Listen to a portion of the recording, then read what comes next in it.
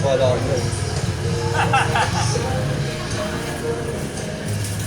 Hello guys, magandang gabi. This is the DNY stainless fabrication.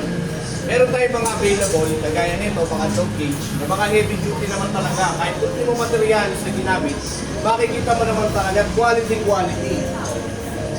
Ito ay pwedeng maging collapsible, pwede siya maging kuna.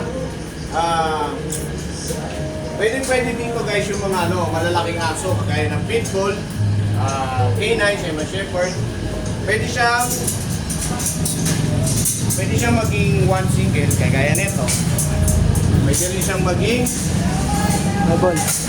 door. Yan. At yung mga ginamit na materialis talaga dito, napaka-solid naman talaga. Kaya yan. Ultimo yan, pintuka yan, tubular. At yung mga kainin niya, yan. Ang book tray niya rin, stainless na rin.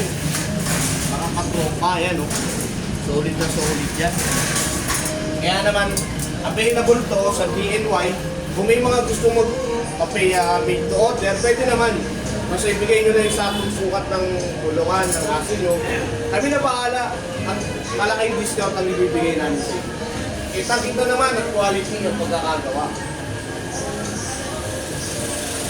Napakalaki nito, kaibigan. Pwede sampalo mga bata. Ito na siya. Ayan.